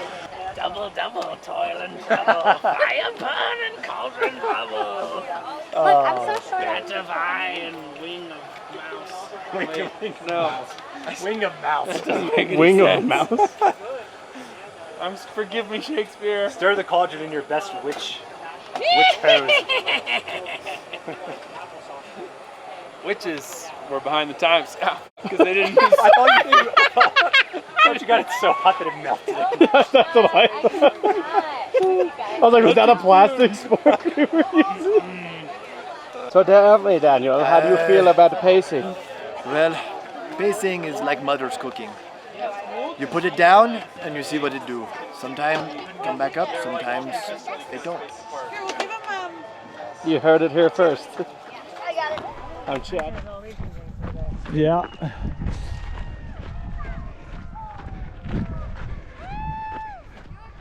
Thanks. Feel like. That's right, yeah.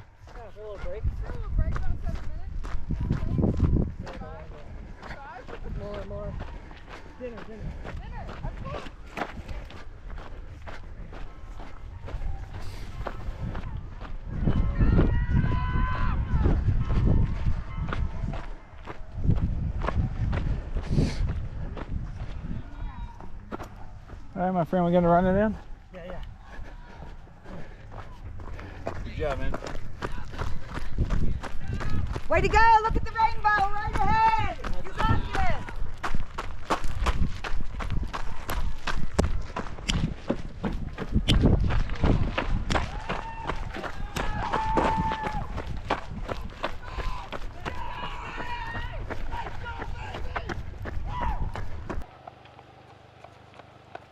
Keep it up, buddy. Looking good!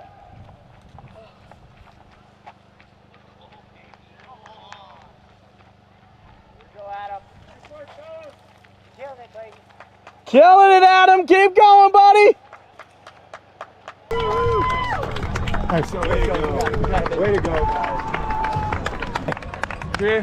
Nice job, you. Hey, at the schoolhouse. Hey, at schoolhouse. Let's go.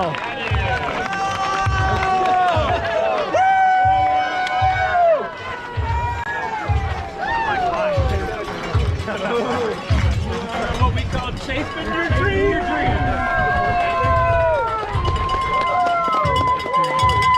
Yeah, we are. So it's up, Daniel. We are gonna 8 o'clock. We're meeting here at the schoolhouse. Yep. So we have 20 minutes. Okay. Just take We're 20. taking our time. Link back up. Yep. Okay. We're Loved gonna it. save my bacon coming off of Hope Pass. Let's go, baby. Awesome. Got me running. You are looking strong. You look great, man. Come on, let's go.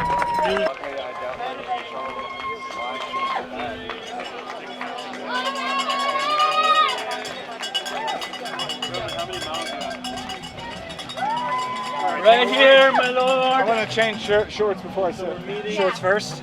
Here's the plan. Yeah, Todd, we're happy with meeting Drew at schoolhouse. Good job, Adam. You have to change the shorts first. They can stick together. Wonderful. Oh, yeah. We don't need sunglasses. No? Okay. Sure, nothing else from this pack. There's these bottles, this We're taking the pack. yeah, just make sure you don't need any transfer. Is there a Gatorade too? I think there's one more, it's not the regular Gatorade, like the higher electrolyte one. You want that? Straight up.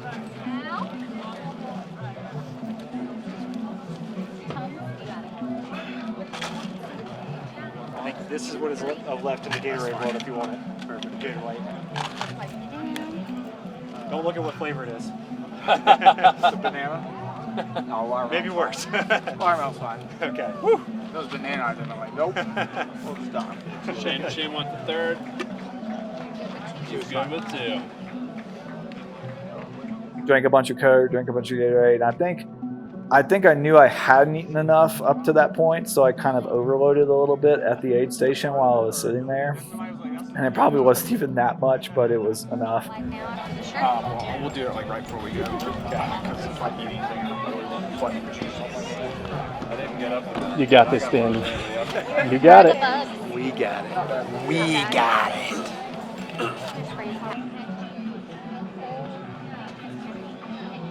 Yeah, I started hitting caffeine at the top of it. Put your headlamp on. Those gels. Okay.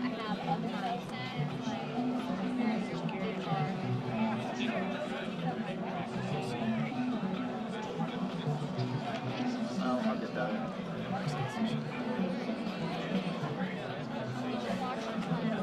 Anytime you need. So I can take your stuff.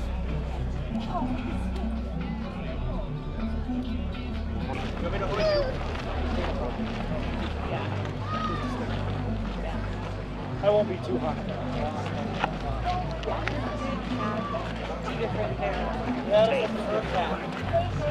But then he was like skipping on the upper layer. It's like.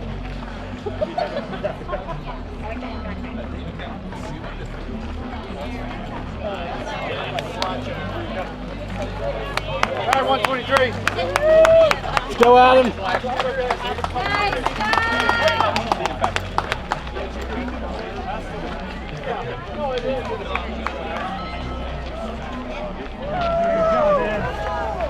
Good job, man. Proud of you. Go get it, man. Go get it. Let's run. So we got Drew, Adam, Daniel, and what's your name, sir? Steven. Steven, nice to meet you.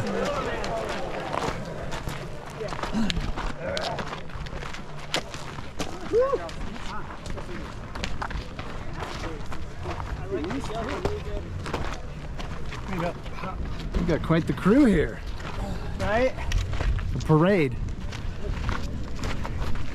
You're good, you're good. Sorry, let's stay out of your way. Timing race. Yeah. Still.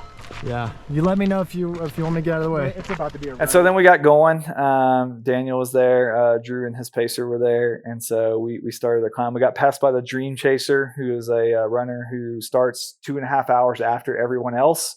And then for every runner he passes, he raises money for the high school students in the area. So my goal was to not get passed by the Dream Chaser, and I didn't even get 60 miles before I got passed by the Dream Chaser. So that was fun. Uphill.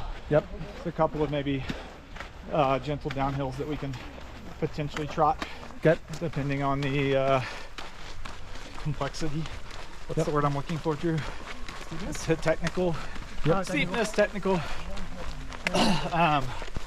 And then we're gonna hit like a road.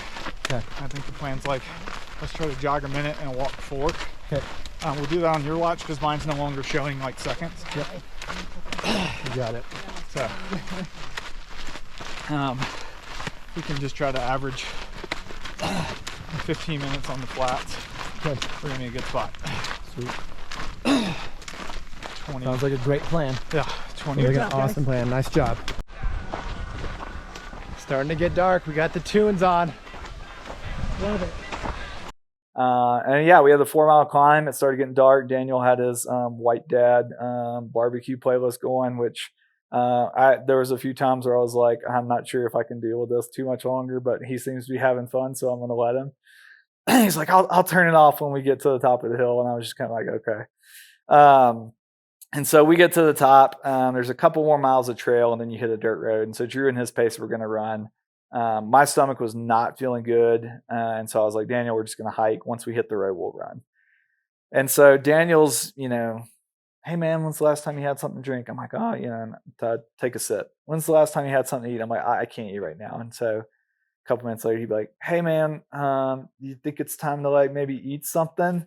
And I was just like, Daniel, I cannot eat anything right now. I was like, I know Shane is like probably on you about it. I'll talk to Shane if she gets on to you, but like I can't eat anything right now. And so then we hit probably the most troubling part of the race, because this wasn't like a mental thing, this was a physical thing. I started chafing very badly. Let's just say the undercarriage was getting some rust on it. And I just turned to Daniel and I was like, Daniel, this might be it. I might not be able to finish this race. And Daniel's like, I think I might have some anti-chafing stuff in my bag. And I'm reaching down, it's dark and stuff. I'm like, I thought I brought it. And bam, I grabbed it. I'm like, Adam, we've got nut butter. And I don't remember, like, obviously it was my responsibility to put anti-chafing stuff on me at aid stations. So I don't remember if I just didn't or if I didn't do a good job. So Daniel's like digging through his bag and I'm just like, there's no way this dude's gonna have like, and then he just pulls out a thing of squirrel's nut butter. And I was just like, no freaking way. And so, 2 guys pass us. I'm over here just, applying squirrel's nut butter to everywhere. And honest to God, that saved my race. I legitimately think if we hadn't done that, I might have been able to make it to half pipe, but I honestly think even if they had something at that point, it would have been so bad. I don't know if it would have helped. The rest is history. I think To quote Adam, maybe he'll say it later, I think he said that I saved his race, so I haven't got any prizes for that yet. But yes, so the nut butter was amazing. That saved Adam's race.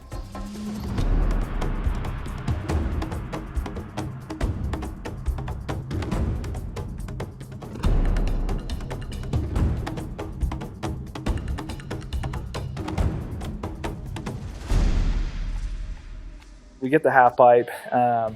It was very funny because, you know, I'm like, Daniel, can you get me some Coke? Can you give me some ginger ale? I'm gonna go sit by this fire.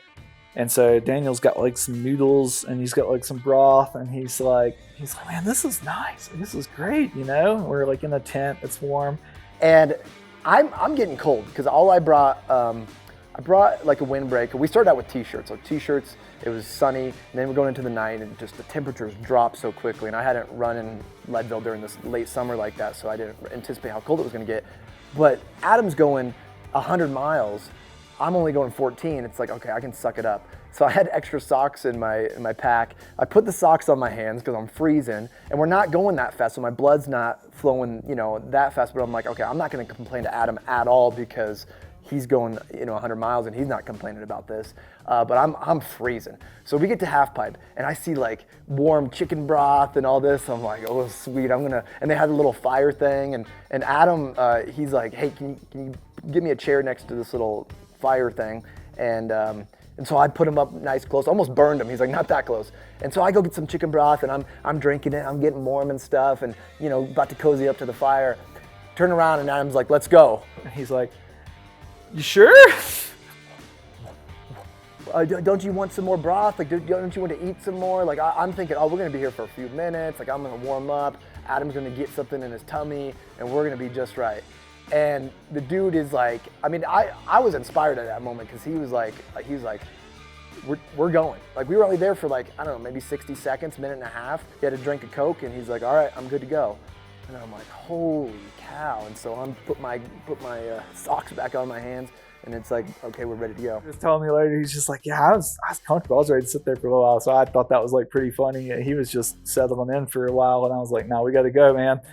And so there, it's kind of a nice steady downhill, not like super steep, just. And so we get back in the like pipeline, and so we're going, and I'm like, man, those guys up ahead of us, do they have like an external speaker going? Because like there's just some loud music playing. And I was like, I don't know. And then we're going, and then like we finally realized that someone's like Sprinter van that's just blasting music. I mean, we heard it a mile away. And then there's people with like these like glow in the dark wings, like flailing them around and stuff. And so like, I don't think I ever hallucinated. I mean, I think everyone else saw the things that I saw, but like if I had been by myself, I probably would have been wondering if I was seeing the things that I was seeing. And so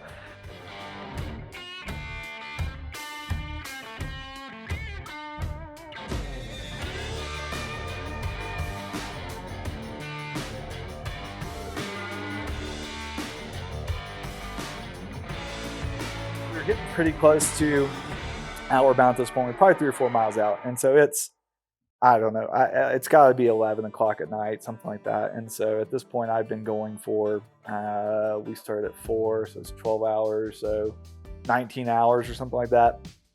And so Daniel's just like, yeah, man, you know, like, I really like bacon. And I was just kind of like, yeah, okay. And he's like, did you know that, like, one time when I was a kid, I got bounced off a trampoline, and I was like, did you break your jaw? And he's like, I did. And I was like, oh man, like, that's why. I was like, Daniel, I broke my jaw on a trampoline. And he's like, no. And I'm like, yeah, I did. And I was like, wait, like, because I just started thinking, why do you mention bacon? And I was like, did you like find out you broke your jaw because like you couldn't eat bacon? And he's like, dude, this is getting scary.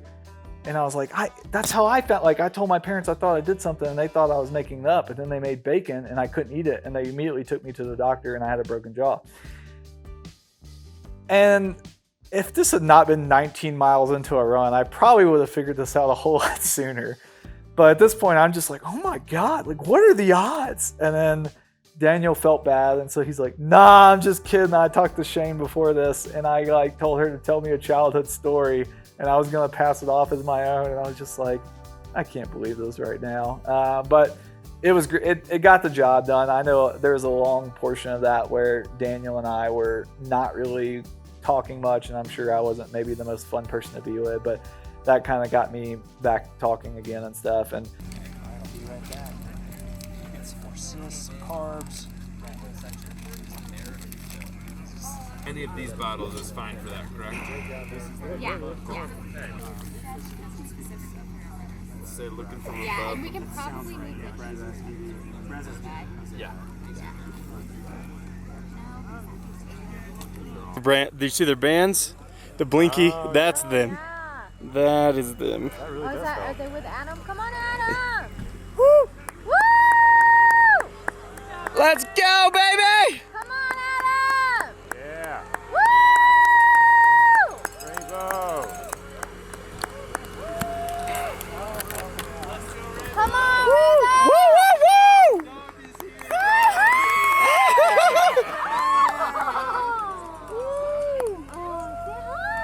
Also, hi to you guys. We're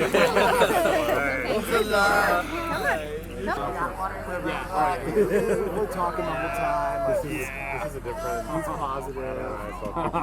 Yeah. Yes, sir. This is. Was like. Yeah, he was telling me like 50 minutes. I don't think she knew it was me this No. time. This one. I don't think she did either. Say I was planning you with a bright ass head. Yeah, beanie. We need to get Fun. So cool. Wait, the beanie was in the black one. it's in here. Okay,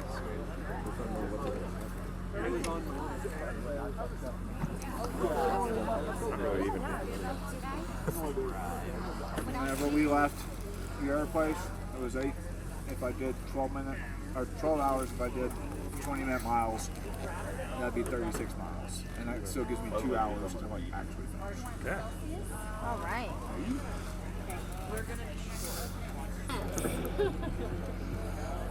I thought about just playing Missy Elliott Work It all the way to Charlotte. Yeah. Or to repeat. Hey, down, flip it, and reverse it.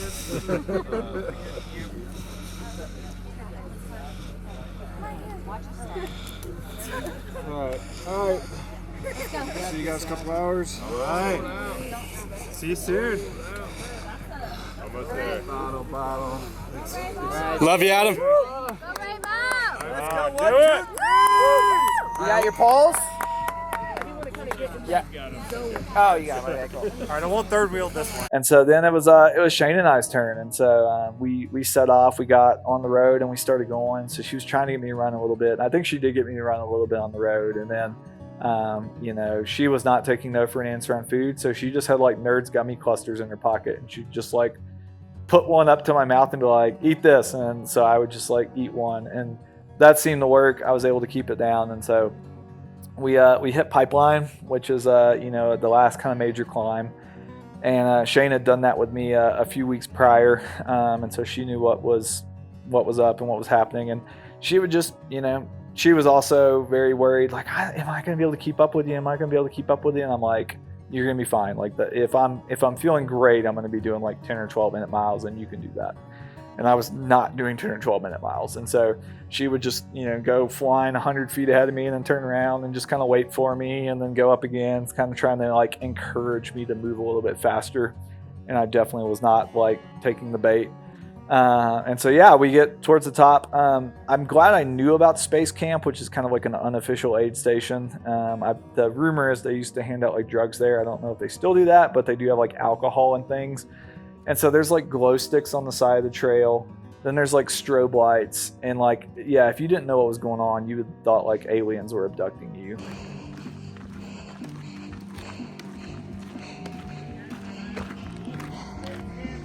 Yeah!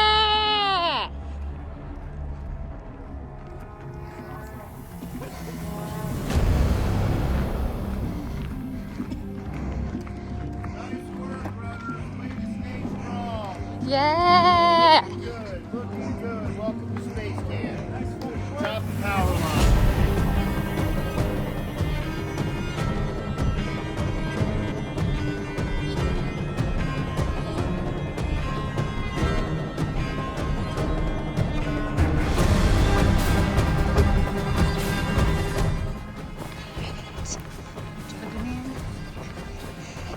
Welcome to May Queen. Here we go.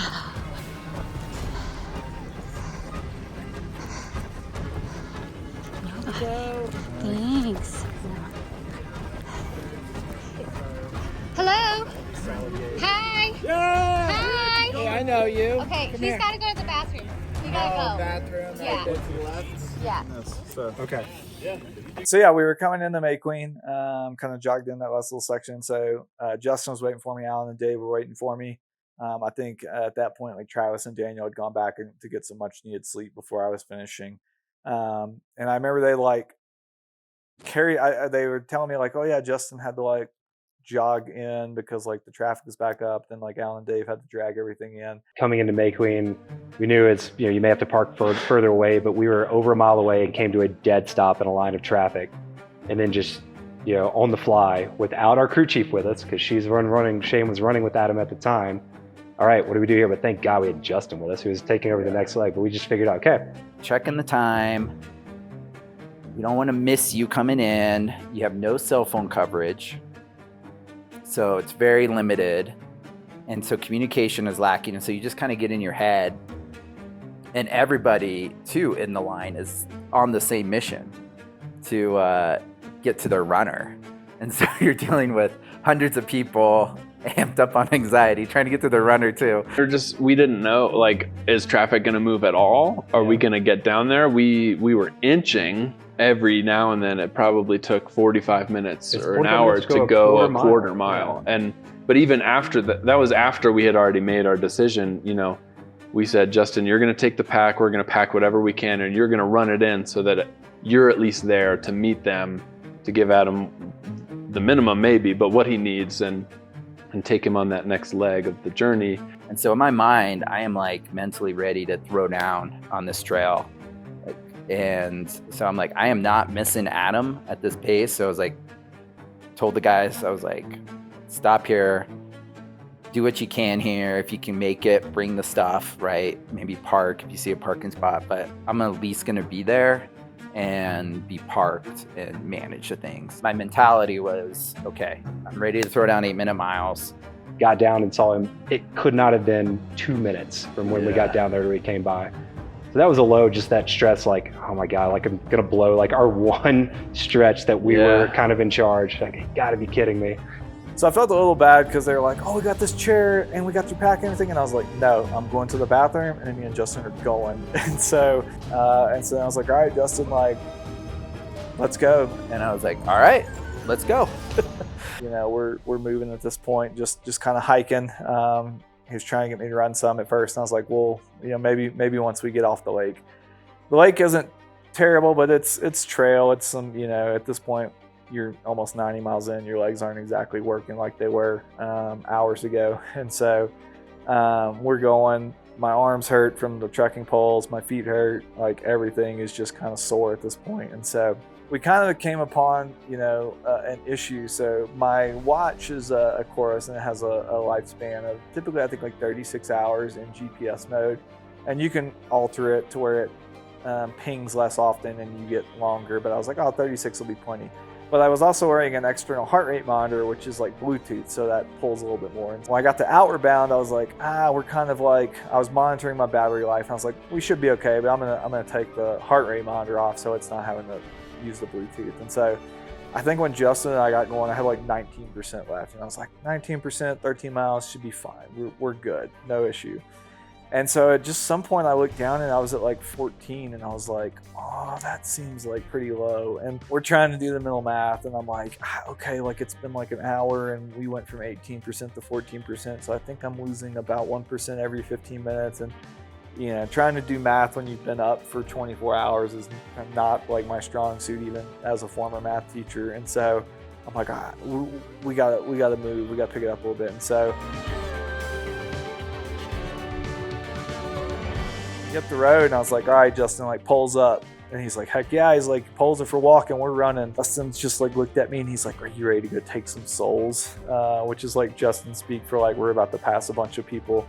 And I was just like, okay. And so we started going, and we were passing people, and you get kind of in a headspace when you start passing people. Cause like, I've definitely been in plenty of races where I go out too hot and then like I'm dying and then people are constantly passing me, and it just breaks your spirit. And this was kind of the opposite. Like I start passing a couple people and I'm like, well, I'm gonna go catch those people.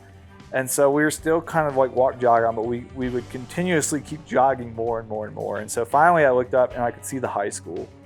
And like the high school's like a mile away from the finish. And so I knew like once I saw that, I'm like, okay, we're almost there. Alan and Dave were waiting. At that point I took off my pack and I gave it to Alan, and then he gave me his sunglasses because my eyes were like shot at that point. When we get to that truck, like we're going.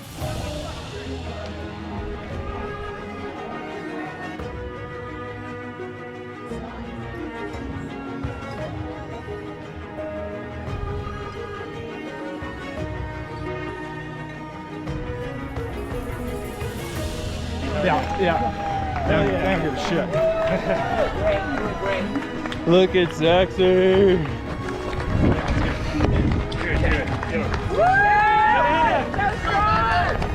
Adam, closing in on the finish.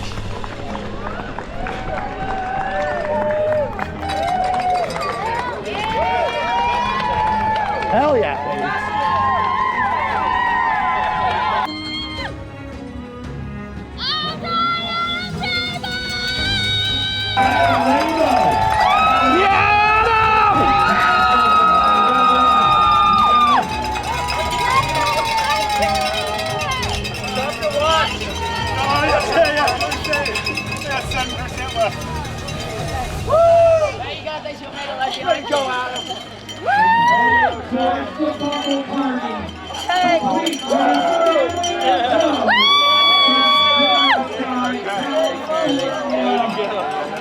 Yeah, I like that number. Is easy. Yes. Appreciate it.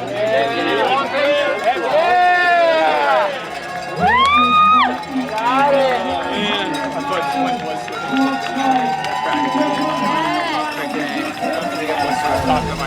There he is. Yeah, it was so special. Just to be at the finish line and be surrounded by the crew and the pacers and friends and people who had given up a weekend, who had, you know, flown in from out of town, left families to come stay awake just as long as I was awake and, you know, support me while I do something as silly as run 100 miles through the mountains. And that just was like very touching to me. You know, it was funny, Shane kind of like, I was like, got on to me at one point, but I remember I came into an aid station and I was like, are you guys getting a nap? Are you doing this? And she's like, you gotta stop worrying about us. Like, you gotta worry about you. And I'm like, all I have to do when I'm out there is think about you guys. And that's what I'm thinking about while I'm out there. Just like you guys are probably thinking about me while y'all are here. I'm like, so that's what I'm thinking about. And so it was just gratitude, love, you know, all of those things that I thought about that really got me through. I know it sounds stupid and cliched, but you know, at the end of the day, it was just like, it was like a good pressure, knowing like I had two friends like flying from out of town, because it's like, well, I can't quit. These guys flew in from out of town to come see me. I can't quit. Like Justin and Travis and Daniel like left their families for the weekend to come up here. I can't quit. We're filming a documentary. Like, so it was good pressure, and I think a lot of ways that just put me in a mindset ahead of time of like, there is no way out of this besides crossing that finish line in under 30 hours. Truly a magical experience. This is a race I've wanted to do since I've learned about ultras, and it lived up to the expectation. If Leadville's on your list, I cannot recommend it enough. We ran cross country together since middle school, and I've just never seen anyone who can set a goal and really, in what may seem lavish, but then just really put in the work and then achieve it, or, you know, the cliche of shoot for the stars, land on the moon. But like thinking about his marathons, like it went from 340, and he's like, well, I'm gonna run under 320 and next one. I'm like, whew, all right, that's a goal, man. Runs 320, and he's like, I'm gonna break 3 at Houston. I'm like, whew, man, that's a goal. Like 303, I think. Like, so he sets these big goals, but it's not just words. Like then he puts in the work through. And his consistency and watching him develop over the last 10 plus years, like it is phenomenal. Like he is an incredible athlete that is just slowly watched this steady upward climb when most people are starting to do a steady decline by our age. It's been amazing to see. Just seeing him be able to not only do it physically, but to do it mentally, and just to thank everybody that was a part of it was just, really spoke to me. So. This is the first ultra I've ever done that I haven't wanted to quit at some point. Just every other one, even ones that I finished, I've always at some point been like, I want to quit. And sometimes Shane talked me out of it. But this one, it was just, I was prepared, and I'd done this before, and I was able to mitigate the lows and, keep my highs in check. And it was kind of special in a certain way.